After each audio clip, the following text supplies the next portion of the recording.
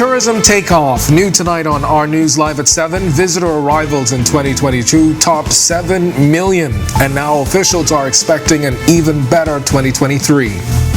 Sooner rather than later, the Senate President pushes for gender violence laws to protect victims in the country. The man shot on Joe Farrington Road dies in hospital. Police say 2 men are in custody helping them with their investigation. And then in Our News at 7:30, the latest on that alleged smuggling attempt busted on Grand Bahama. Our News Live at 7 starts now.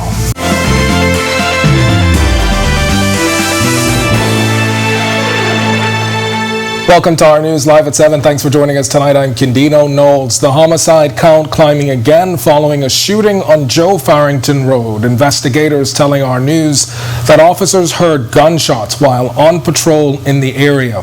We've got the latest on the investigation in just a moment, but first, this news from the country's main economic driver as the latest tourism stats showing arrivals skyrocketed last year, signaling what officials are calling a return to pre-pandemic numbers. And tonight, the tourism minister is once again predicting that 2023 will be a better year. Jamila Mizik reports.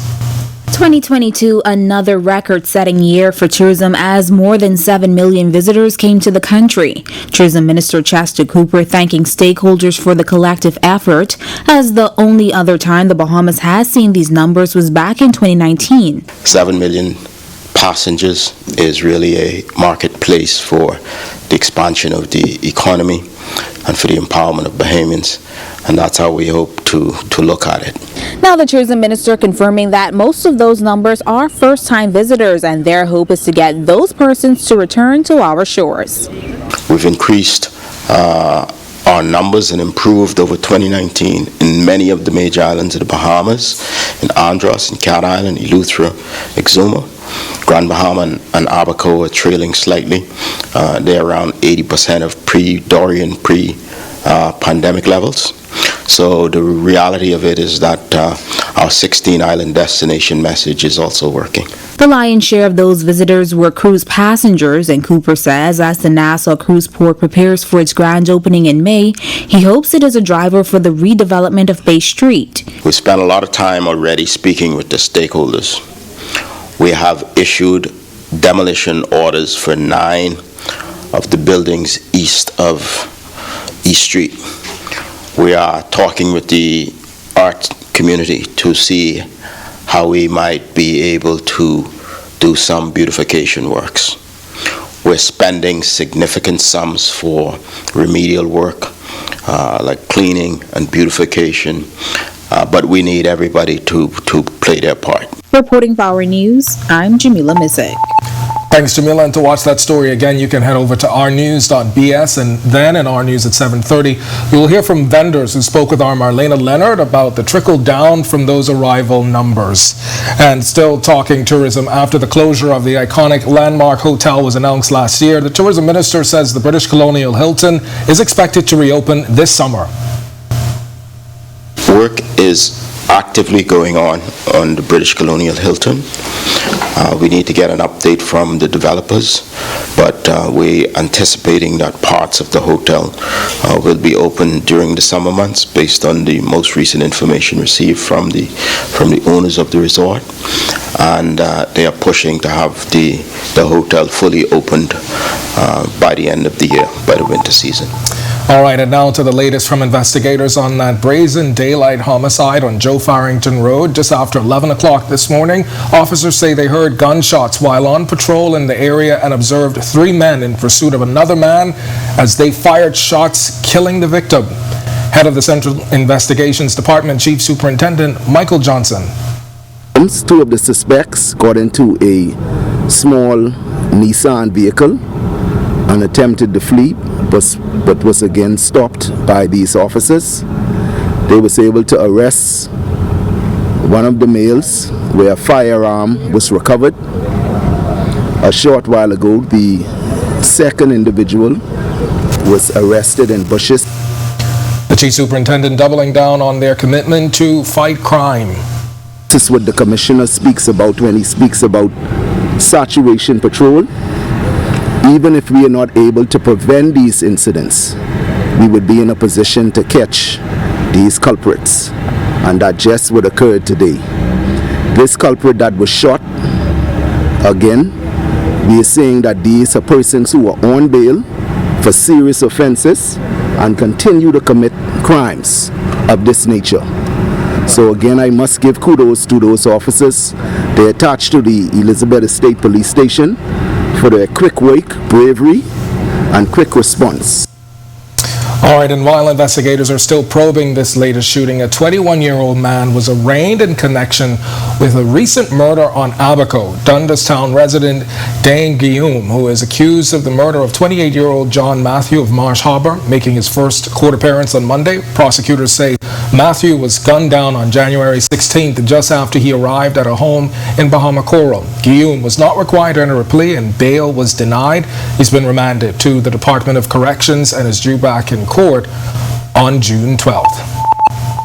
All right, well, the Senate President is pushing for gender violence legislation by summer. We got more on that in just a bit.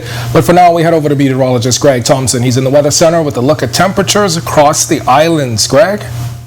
Yeah, thanks, Kendino. Happy Tuesday evening, everybody. A very nice evening to get out on the outdoors if you're having any plans there. 78 degrees outside under mostly clear skies. Your winds are out of the east-southeast at 10 miles per hour, and your feels-like temperature at 78 degrees. Other temperatures around the islands tonight: 75 in Freeport. We pick up 76 in Marsh Harbour, Abaco. 77 over in Allenstown, Bimini. 79 in Great Harbour Key, as well as Nicholstown, Andros. We pick up another 77 over in Governor's Harbour. Central Bahamas, 77 Kemps Bay, Arthurstown, Cat Island. 78 in Georgetown, as well as in Deadman's Key. Coopertown, San Salvador, 76. And into the deep south, 79 in Duncantown, Ragged Island. We pick up 78 in Colonel Hill, Cricket Island. More 78s in Delectable Bay, Abrams Bay, and in Providenciales, as well as deep south, Matthew Town, where you guys are 78 at this hour as well. Satellite view, very quiet day around the island. That ridge of high pressure remains in charge at the surface and in the upper levels. That's suppressing any cloud development as well as shower activity. We got some very warm temperatures today, managed to get up to 84. We will continue to see temperatures fall off tonight, so it's going to be a very comfortable night. But that high pressure system will be with us for at least another 2 or 3 days. That's your first check on weather. Stick with us to look at your extended forecast. Still to come on our news, we'll tell you what Cat Islanders can expect after the Prime Minister announces infrastructural upgrades. Plus, where are the promised healthcare upgrades for Cat Island? The PM explains. And later, a local radio station will sign off for the last time tomorrow. We'll tell you which one right after this break.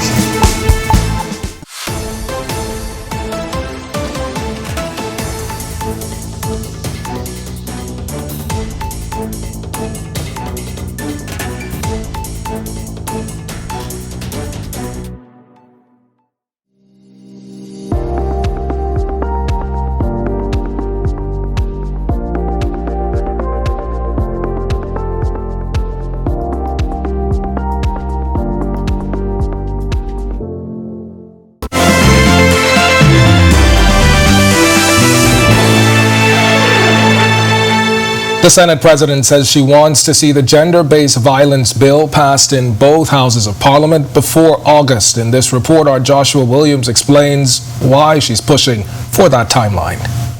Gender-based violence and marital rape continue to be topics at the center of national debate, and it's expected they'll be discussed during the 13th Women's Affairs Ministers meeting this summer. President of the Senate, Lachelle Adderley, hopes the bill surrounding these issues is passed sooner rather than later. When we get to that seminar, at that point in time, we can discuss meaningfully where we're at, with discussions with respect to what laws we've enacted, how they're enacted, and also collaborate across the Caribbean and the region to determine whether or not we need to make any necessary amendments. We could look at case studies in terms of what they have done there to make an impactful and a meaningful change, and push the country forward so that we can protect all citizens and also to be a voice for the voiceless. We have to protect persons who cannot protect themselves. The Senate President herself is lending her support to the whole issues of crimes against women. She says more needs to be done in the wake of a reported uptick in sexual crimes last year. Of course, I believe that we ought to have stiffer penalties for persons who commit these crimes so that they would fear the law and Also, we need to, as a society, get involved more, and I think that when it comes to legislation that can prevent crimes such as sexual violence against women and children, that we ought to enact legislation for their protection. Societal values must be reflected via our laws. Reporting for our news, I'm Joshua Williams. All right, thanks, Joshua. And while we are learning about that summer timeline for gender-based violence legislation, Free National Movement Senator Michaela Barnett Ellis expressing disappointment over the uptick in sex crimes last year. Commissioner of Police Clayton Fernandez recently revealing the stats that has the senator looking at least one silver lining, saying she's at least encouraged by the amount of people that are now speaking up. Whilst I'm very sorry to hear that sex crimes are up, there's also a positive side to that, because it means that people are reporting them, so that when these incidents are happening, in the past a lot of times people would just keep that to themselves and they wouldn't tell anybody because of shame and embarrassment. So one of the good things is that people are feeling confident to come forth and report those crimes. We're also going to pay attention to the conviction statistics to see whether those crimes that are being reported, whether they're also receiving convictions and whether those matters are going to court. All right, we've been following numerous works in progress across New Providence in our Tri-Weekly segment. It's brought to you by the Ministry of Works, but roadways in New Providence aren't the only ones getting upgrades. Sasha Lightbourne has details of works planned for Cat Island. Roadworks in Cat Island are expected to cover 60 to 70 miles of roadways. That's the length of the entire island. And to make that happen, a 6-acre asphalt plant has been set up. President of the Cat Island Development Construction Company, Keno Simmons, explains. This is the actual Aztec asphalt plant. It would be on a leveled surface. We have the round container behind us contains the liquid asphalt, and all that together, once it's mixed with the aggregate, produces the hot mix asphalt. Simmons says right now scoping work is being carried out and they're looking to hire more Bahamians. We have equipment on the island. We have people on the island right now. We're having a job fair in the next 2 weeks where we're looking to employ as many locals as possible who are willing to work. We're looking at peak to have probably close to 70 people employed. He adds the project is long overdue. Actually, right now, what we drove on was chip seal, which normally lasts about 7 years. So when we put down the asphalt hot mix, it has probably 18 to 25 year lifespan. And Prime Minister Philip Davis, who is also the island's Member of Parliament, says as with each island's economy, the proper infrastructure is crucial. Infrastructure such as roads, docks, airports, all are all what I call attractive elements for investment. And so it is very important to have these infrastructure in place for that purpose of attracting investment. Our roads have been in a state of disrepair for quite a while. Now Simmons tells us they expect the extensive roadworks will be completed in 24 months. Reporting for our news, I'm Sasha Lightbourne. Thanks, Sasha. Meanwhile, the Prime Minister also making several other pledges to Cat Islanders, including the repair and reopening of several clinics. Work on our clinics should have started. I don't know why it hasn't, but we will find some of that out today while I'm here. But those clinics should be up and going very, very shortly. In June 2021, then Health Minister Renwood Wells outlined government's plan to build 5 new Family Island clinics and renovate 4 others. Cat Island was on the list for the works to be funded by a $60 million Inter-American Development Bank loan. Nearly 2 years later, the Prime Minister is explaining why there hasn't been any headway. Between 2012 and 2017, when we were launching our National Health Scheme, the idea was to ensure that there's equitable access to health care, particularly the infrastructure. And so the Ministry of Health, during that period, decided that they needed 3 state-of-the-art clinics here to be able to provide the services they needed. We started those. They were well on their way to being completed. Unfortunately, we lost the government. For 4 years, nothing had happened to them. All right, and speaking of healthcare, the state-run hospital is the subject of this week's As I See It opinion column by columnist Tanya Smith-Cartwright, who in this second installment on Princess Margaret Hospital says it appears health professionals with the best intentions may be going into the facility to work and end up contaminated by those they meet there. The article is exploring the issue in depth. If you want to read it, full article is available now on ournews.bs, and you can find a new column there every Monday. When our news comes back from the break, we turn our spotlight to stories making headlines across the world as Jamaica cracks down on illegal driver's licenses. Plus, on this day in Bahamian history, Paul Adderley stepped down as acting Governor General. And Island FM signs off for the last time tomorrow. We take a look back at the great radio station. Those stories and more when our news returns.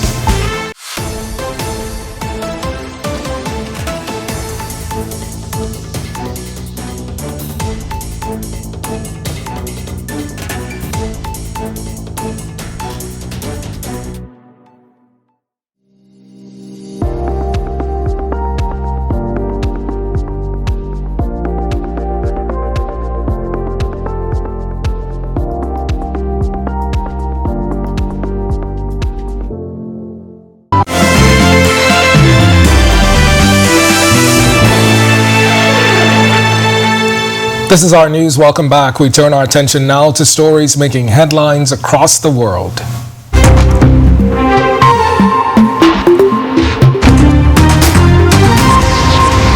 The death toll from Monday's suspected suicide bombing at a mosque inside a police headquarters in Pakistan has risen to 100. This as police say they've completed an intense rescue operation. Police say an initial investigation revealed 10 to 12 kilograms of explosive material was used in the bombing during midday prayers at the mosque within the police headquarters in Peshawar. They say nearly 100 injured have been discharged from hospital. U.S. Republican Congressman George Santos will step down from serving on committees in the U.S. House of Representatives. The 34-year-old has faced growing calls to resign after he admitted fabricating parts of his resume and biography since his election in New York last year. Santos, who was recently outed as a drag queen, was assigned to serve on 2 committees despite the controversy. Santos reportedly said he would not serve on committees until his name was cleared and apologized to fellow Republicans for being a distraction. Met with the constituents here yet? Yes, I have plenty. I went to DC last night for a meeting, and I'm back here today. I was here all week, and it's been fabulous serving people. People were saying you're not fit to serve on the House committees. Sir, you're blocking the elevator. Given your experience and your history, just your reaction to that, if anything. I have no comments for you at the moment. Nothing on the House committee sitting. Nope. Young and I had fun at a festival. Sue me for having a life. Striking workers disrupted French refinery deliveries, public transport, and schools on Tuesday in a second day of nationwide protests over President Emmanuel Macron's plan to make people work longer before retirement. Huge crowds marched through cities across France to denounce a reform that raises the retirement age by 2 years to 64. Opinion polls show a substantial majority of the French oppose the reform, but Macron intends to stand his ground, saying the reform was vital to ensure the viability of the pension system. Pope Francis landing in the Democratic Republic of Congo on Tuesday, marking the first papal visit to the nation since 1985. That's according to media reports that say the Pope addressed about 70 journalists while aboard the plane bound to the DRC as he prayed for migrants who had died trying to cross the desert and the Mediterranean Sea. After his visit to the DRC, the pontiff is expected to travel to South Sudan. And finally, the Jamaican government says it will introduce legislation to deal with the illegal sale of driver's licenses. Transport and Mining Minister Audley Shaw sounding the alarm over the practice and says the law will be brought to bear against persons who have been selling and illegally obtaining driver's licenses. Shaw said what's worse is that many youngsters have also been illegally operating motor vehicles, causing havoc and mayhem on the nation's streets with no care for their actions. Still to come in our news today in history, find out interesting facts about the day that was January 31st and the birth of the man who helped to create Kelly Island, now known by another popular name. Plus, Greg is back with your extended weather forecast. And then in our news at 7:30, are Bahamians feeling the trickle-down effects of those 7 million visitor arrivals last year? We'll take a closer look when our news continues.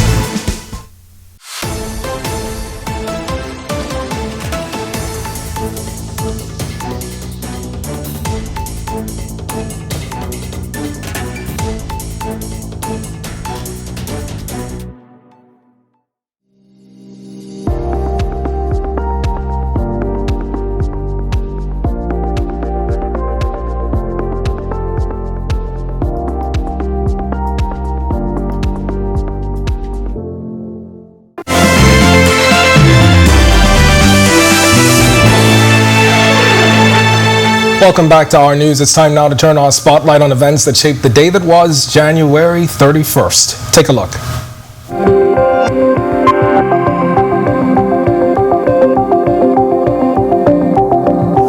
On this day in Bahamian history in 1903, Charles Trevor Kelly was born in Harbour Island, Eleuthera. Kelly was a politician, businessman, government administrator, and land developer. As a member of parliament, he represented the Eleuthera constituency after winning the seat in 1956 as an independent candidate, and then as a member of the United Bahamian Party, UBP, in 1962. Kelly is also credited for helping build the first Paradise Island Bridge, known as the Eastern Bridge, and creating Kelly Island, now known as Arawak Key. He died in 1994 at the age of 91. Then on January 31st, 2006, Paul Adderley stepped down as acting Governor General after he was appointed to the post upon the resignation of Dame Ivy Dumont in November 2005. Adderley was first elected to the House of Assembly in 1962, representing the Western District of New Providence as a member of the Progressive Liberal Party. In 1965, he left the PLP and formed his own political party, the National Democratic Party, NDP, before returning to the PLP in 1972. The former cabinet minister was also the country's first and longest-serving Attorney General, serving from 1973 to 1989. He died in September 2012 at the age of 84. 2 years later, in June 2014, the building which houses the AG's office was named in his honor. All right, well, for 23 years, it's been the official home of Bahamian music. But after tomorrow, Island FM will sign off for good. The radio station is closing down for economic reasons, taking with it one of the greatest platforms for all things Bahamian in the country. One of its former employees, Jerome Sawyer, takes us on a final journey. The real reason Island FM came around in the first place was all based on his belief how great Bahamians are and wanted to provide a format for Bahamians to express their greatness. 23 years ago, Sir Charles Carter took an incredible risk when he hit the airwaves with an all-Bahamian radio station, Island FM. But on February 1st, 102.9 will sign off for good. Station program director Eddie Carter, son of the late Charles Carter, blames the painful decision on steadily declining business and what he calls a lack of appreciation for things Bahamian. Sometimes I found Island FM to be, unfortunately, a more difficult sell than maybe it should have been. The station, one of the earliest private radio stations in the market, is best known for great Bahamian music and unique programming.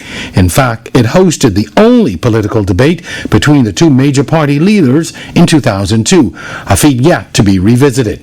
Within the first decade, the Island FM radio newsroom established itself as a powerhouse, eventually giving birth to Newsbreak, known 20 years later as Our News. Hello and welcome to the Cable 12 Island FM Newsbreak. I'm Jerome Sawyer. Thanks so much for joining us. Dad is old school radio, right? And old school radio says you have to have news. And the news was brought in to put us on the map.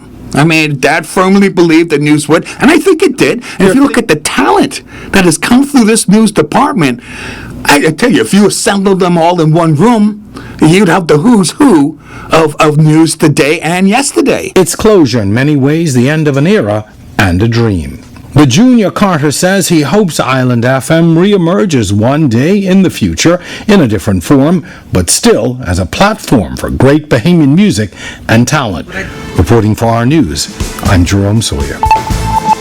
All right, thanks for that reminder, Jerome. And to watch that story again and for all of today's top stories, visit ournews.bs. It's going to do it for us in News at 7. Joining us now is Italia Hall. She's got the latest headlines. Italia? Yes, Ken. Island FM, that's where you started, right? Yeah, that's where I got my start. How did you feel watching that story just now to go down? Boy, it took me back to my 17-year-old self, but it definitely was the foundation that I needed for the career that I've been able to enjoy for these many years. So, I'm to see it go, but my thanks to the Carters for giving me the opportunity to actually work as part of that newsroom that you heard Eddie talk about there. All right, thanks for that, Ken, and thanks, Jerome. Great report. While we are still following that smuggling attempt with the latest from investigators at the top, as well as some breaking news out of Grand Bahama, as investigators say a dead body has been found. Busted. New tonight on Our News Live at 7:30. 2 Bahamians are in police custody after an alleged smuggling attempt was foiled. Know your rights. Members of the public have the right to record the police, especially if they are out of line. The National Security Minister sets the record straight. Plus, more than 7 million people visited the Bahamas last year. But are vendors reaping the benefits? Our Marlena Leonard has the story. And later, the Stapleton School gets the gift of technology. Our News Live at 7:30 starts in a moment. With over 20...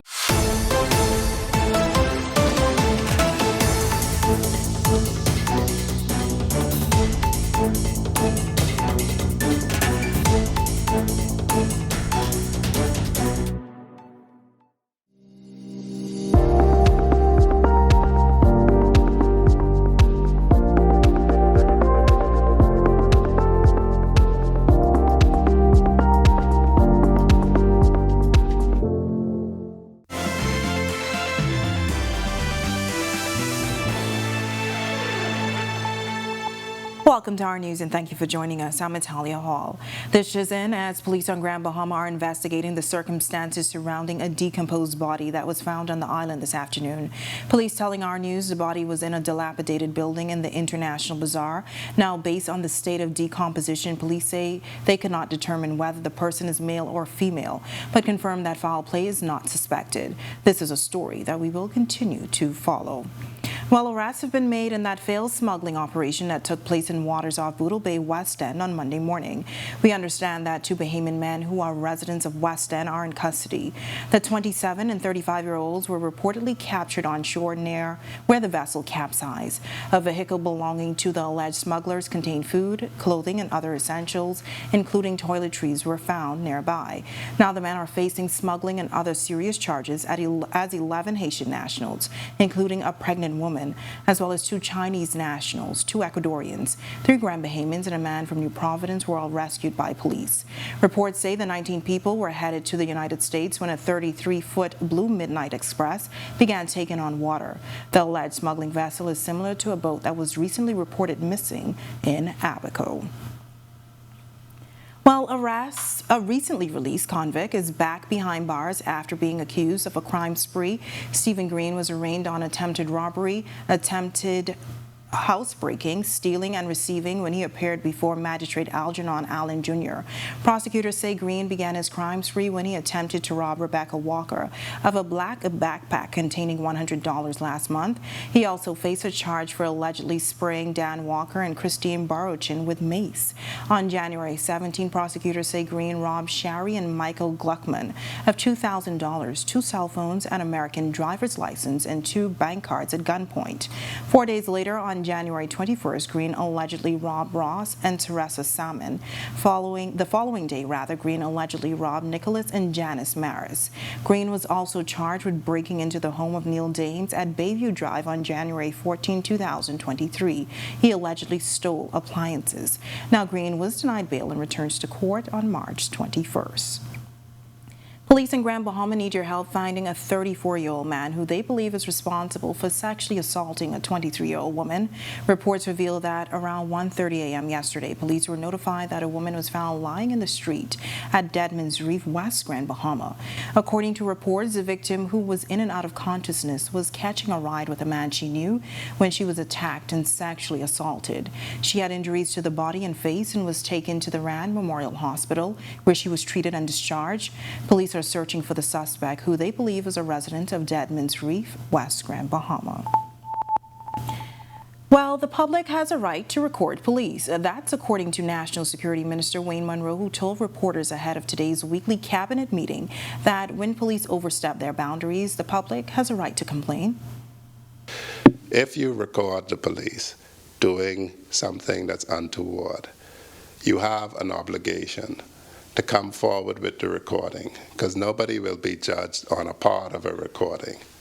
So if you and I are having a conversation and you choose to forward only a part of it, people will not clearly advance the judgment on that. We encourage the public who record these events. If you wish, you can put them on social media, but we expect that you will do the decent and honest thing and make the full recording available in the investigation so that everything is seen. However, he says if you have a gun, officers have the right to protect themselves. If you have a gun, then you are a danger to the public. You're a danger to the police officer who you confront with that gun. I can't call on officers to willy-nilly risk their lives without the right to protect themselves. No human being confronted with a gun, trained and armed with a gun, to confront the threat of a gun is going to do anything other than seek to neutralize the other person with the gun. The Royal Bahamas Police Force getting 20 new 2023 Ford Explorer hybrid interceptors to add to its fleet, along with 2 fire trucks. The vehicles, a gift from the United States Embassy. Prime Minister Philip Davis saying the cars are needed to add capacity. With these new vehicles, we'll be able to mount additional saturation patrol operations in high crime areas. I want the Bahamians to know that I appreciate that all Bahamians deserve safer neighborhoods. Crime and the fear of crime too often pervade daily life, undermining and limiting our ability to build stronger, healthier, and more vibrant communities. And this is in the first set of donations from the U.S. Embassy to our law enforcement agencies. Late last year, the Embassy donated 32 Ford Interceptors. U.S. Chargé d'Affaires Yusha Pitt says the donations were a direct result of the devastation left by Hurricane Dorian, which badly damaged infrastructure on Abaco and Grand Bahama. She said the hope is that the vehicles would provide citizen security for people living on the island. Pitts is also pleased that the vehicles are hybrid. Of the 52 total vehicles that were donated, almost all of them are hybrid vehicles. And so as a result, they emit much less in the way of greenhouse gases than a traditional vehicle. Beautiful conditions outside the Our News studios tonight. Meteorologist Greg Thompson joins us from the Weather Center with the latest. Good evening, Greg. Thanks, Natalia, and welcome everybody for our first check on weather on the mostly clear skies. Right now, temperature is very comfortable, 78, slightly warm, but comfortable as well. East-southeast winds at 10 miles per hour, and your field slight temperature is at 78. Around the islands tonight, satellite-wise, nothing to talk about. Ridge of high pressure suppressing cloud development as well as any shower activity across our area. That ridge allowed our temperatures to warm up. We will continue to see this trend for the next couple of days as this ridge slowly slides out towards the east. That's going to pave the way for a frontal boundary expected to get here by the weekend. That's your first check on weather. Stick with us. Look at your extended forecast. It's still to come. Still to come on Our News, are vendors feeling the impact of the millions of visitors who traveled to the Bahamas last year? Our Marlena Leonard takes a closer look at the people on the ground. We'll tell you how funding is impacting local government on Grand Bahama. Plus, relief is on the way for Eleuthera residents facing water issues. The latest when Our News continues.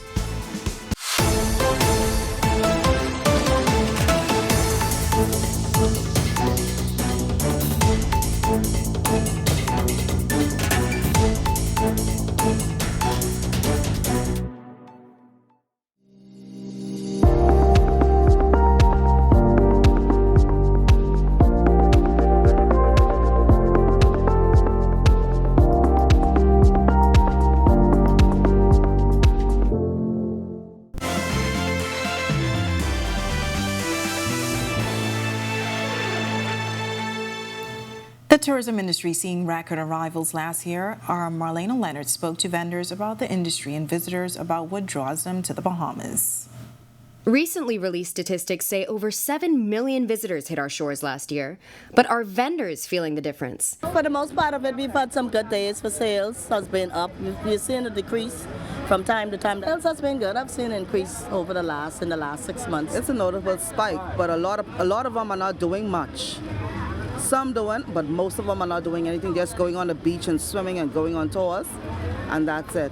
They're not doing much. They're having their hair done and they're buying souvenirs and stuff. Now, all don't pay the right price, but a little is better than none at all. We also caught up with some of those visitors, like this couple who say they've returned multiple times in recent months. We've been down here 3 times in the last 3 months, just watching the progress and how hard everybody's working to get the out. The same jewelry store, the same liquor store. I mean, we just love it. Yes. Since we live in Florida, this 4-day cruise is simple and easy, and it's just nice. It's convenient. But like my husband said, it's nice to see the progress that they've made here in Nassau. It's going to be beautiful when they're all finished. And the statistics also showed that over 50% of those visitors were first-timers. And we spoke to some first-timers, like the Shimilowskis from Michigan. Yep, this is my first time here. I've heard a lot about it. I just wanted to come check it out. It's something different. You don't see this every day. We are super excited to see the straw market and all the pretty water in the Bahamas and give the kids a great experience. Reporting for Our News, I'm Marlena Leonard. All right, thanks, Marlena. Such a cute story. While Chief Counselor for the City of Freeport Council, Fraser Gibson, is taking exception to comments made by a former council member, now consultant Harold Williams. She says she's disappointed in the former member's comments and find it insulting, as she claims the council is constantly doing its part to help better the community. Since Mr. Williams have come to office, I don't think that he has met with the councillors yet or to provide the training that he thinks that they lack. What I would let the public know is that at least 5 of our councillors are repeat councillors, which means that the residents have confidence in them. The local government official says she and her team have been in office for 1 year, and so far, a food program, a backyard farming initiative, and a hurricane preparedness committee have all been implemented. She says the Wellington-Ferguson Community Center was also reopened. That offer afternoon classes to the residents throughout the city of Freeport with qualified instructors. We have also partnered with the Dreve College for the Second Chance program for students who would have not been successful in high school, and they have an opportunity to get their GED. Gibson says the future of the council looks very bright, and she would like former councillors to work along with them. Rather than to bash, and I call it bashing the council publicly, I would suggest that you come and reach out to the practitioners. Well, I spoke with the former City of Freeport Council member Harold Williams, who says he was not targeting any specific person or district in his comments. He says he was generally speaking about the overall lack of interest in local government across the country, adding that going forward, it is his hope that government would look at increasing the stipend for council members. Gibson admits that there is much need for improvement in local government, as she says funding is a major factor that has decreased significantly over the years. She also revealed that the council doesn't get more than $800,000, and most of the money goes to salaries. You were at a time when VAT was not there. You were at a time when Grand Bahama Port Authority contributed to local government, to the city of Freeport in particular. That doesn't happen anymore. And so we don't have a $2 million budget, but what we have made strides with the little that we have. While weeks after he spoke out against water challenges facing his constituency, Central and South Eleuthera Member of Parliament Clay Sweeting says new tanks were bought and construction has begun. As far as I know, I think they started to construct them. I know they cleared the area for where the tanks will now sit. They also had access to another well, which would help to provide more water. And they also put another facility there, a temporary facility, to help to make more water, so the other one could have downtime to make renovations and whatever necessary to keep it up and running. Residents spoke out against the vexing issue after being without water for 7 days. As for the North and Central water stations, Sweeting says the tanks will store water for days.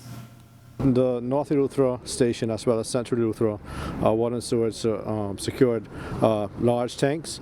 The one in Central Eleuthera will be over 1 million imperial gallons, which would help to sustain. Currently, they produce only enough water for consumption for one day, which is 250,000 gallons. So in one day that we use that in the constituency because of the development and the homes that's being built. So this should give you another 4 days or so. Following her trip to Eleuthera Monday, U.S. Ambassador to United Agencies in Rome, Cindy McCain, went to Grand Bahama to see the impact Hurricane Dorian had on that island. While in High Rock, McCain said it's distressing to see the recovery isn't as far along as it should be. She was asked what recommendations she would make to move the process along.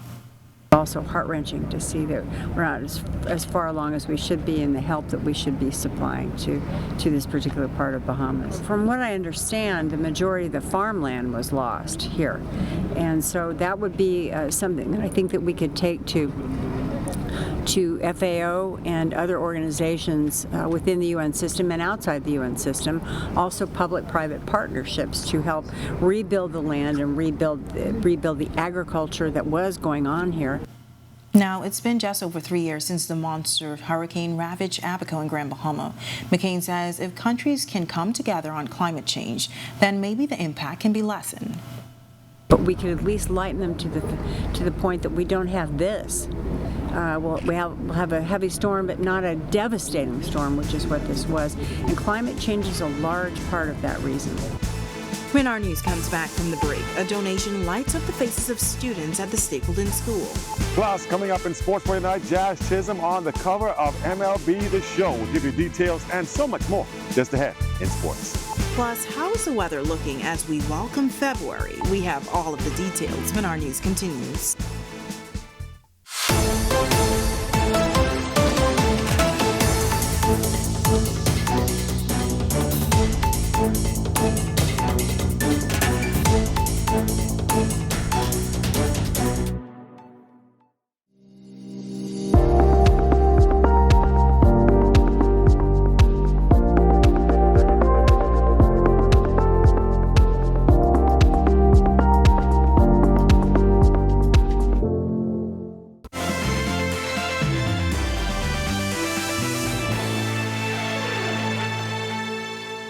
This is Our News. Welcome back. A group of senators leading a bipartisan effort to put smiles on the faces of students at the Stapleton School.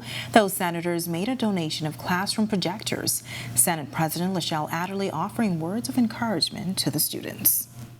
We're here to support you. We're here to ensure that your needs are met. That is why we're here today, to ensure that you continue on the right path, because I sit here and I see loads of potential out there. I see smartness. I see people who can do it.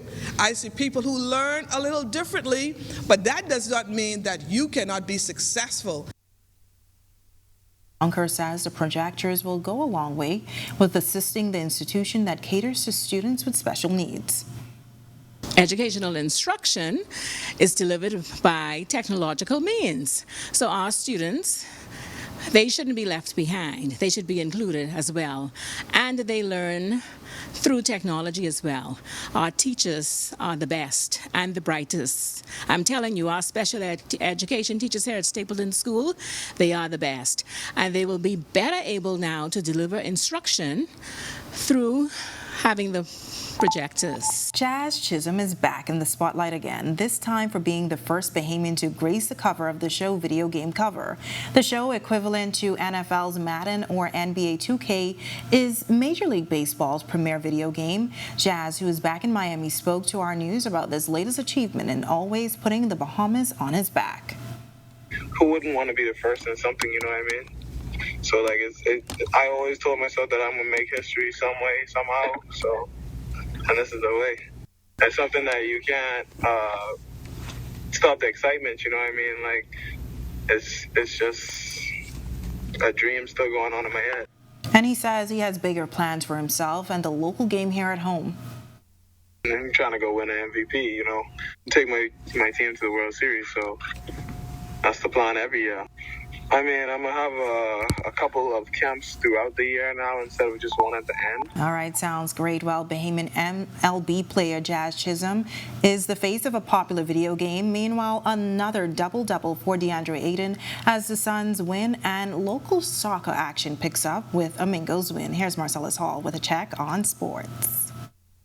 All right, thanks, Natalia. Welcome to our sports, everybody. I'm Marcellus Hall. Well, the good news just continues to roll in for Jazz Chisholm and the Major League Baseball franchise Marlins. Jazz now gracing the cover of MLB's The Show, one of the top video games in the U.S. and, in fact, the world as far as baseball is concerned. How did it all happen? Let's take a quick look and see how it went down. Boy, good news continues to happen for Jazz Chisholm, the Nassau native, starting second baseman for the Miami Marlins, and last year an all-star despite an injury, finds himself now gracing the cover of one of the most popular video games in the United States and, in fact, the world in terms of baseball. Jazz Chisholm named as the cover athlete of the sport video game, with the announcement coming yesterday. Now, Jazz becoming the first Bahamian-born athlete to grace that cover, meaning that now it has now become historic. Looking forward to seeing how that translates to Jazz's upcoming season, where he will now shift from second base, apparently, to center field. On to some other news. The NBA continuing last night as DeAndre Ayton and the Phoenix Suns taking to the floor. Ayton and the Suns looking to pick up a win. Of course, during the course of this one, they would have to go through the Toronto Raptors, and Suns getting it done. They pull away down the stretch. 114-106 ends up being the final score. Ayton, pretty solid night for him. He plays 31 minutes, had 22 points, 13 rebounds, 2 assists. Like we said, the Suns do get the win here, which is good for them. They improved to 27-25. They're still 7th in the Western Conference. Their next game will come your way on Wednesday when they take on the Atlanta Hawks.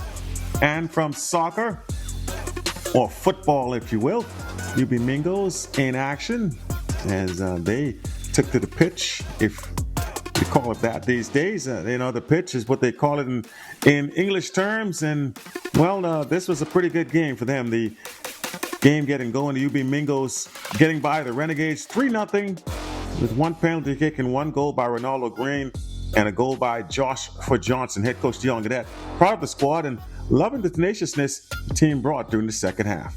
Wow. Well, we're back second half of the season, and we got a win, which is very important given how we finished the first half of the season. But tonight, we had a lot of tenaciousness. I think the guys brought a lot of fight tonight. We could have scored more, and we played a very good team who has been revamped. We've added a couple of people to our team also, but tonight we played a tough, hard game. We need to be a little more disciplined because we got a couple of extra yellow cards that we should not have gotten, but all in all, I think the guys played a very good game, balanced. We had others who contributed tonight. We saw a new leadership and a strong all-around performance and a clean sheet. That's important. And that's it. You look at sports here on this Tuesday. I'm Marcellus Hall. Back to you, Italia. Your extended weather forecast is straight ahead on the other side of this break.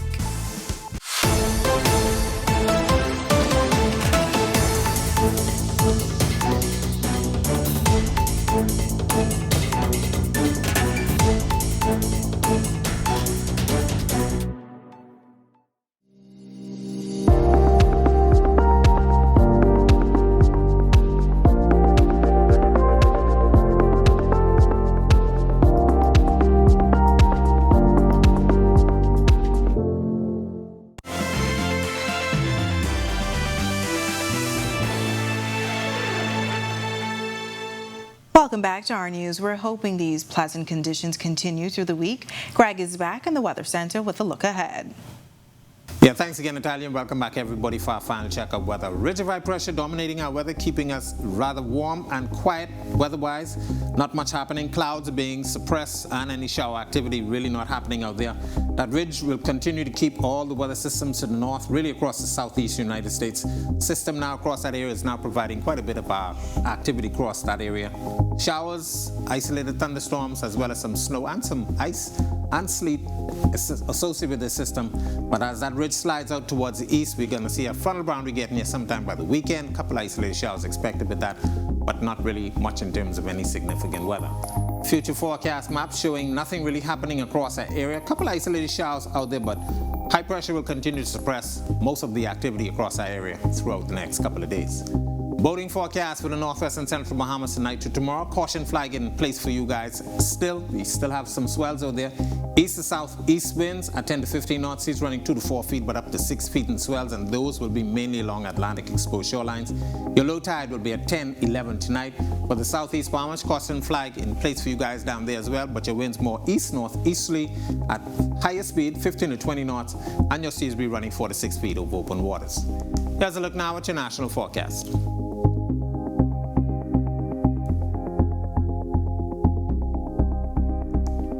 In your extended forecast, quiet weather for us up until the weekend. That weak frontal boundary getting in here sometime on Saturday.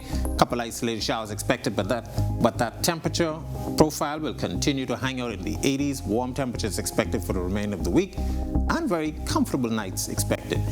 That's a look at our weather. Make it a safe night, everybody. Natalia? All right, Greg, thank you so much, and thank you for joining us for our news tonight. On behalf of the entire team, I'm Natalia Hall. We'll see you tomorrow night. Have a great evening.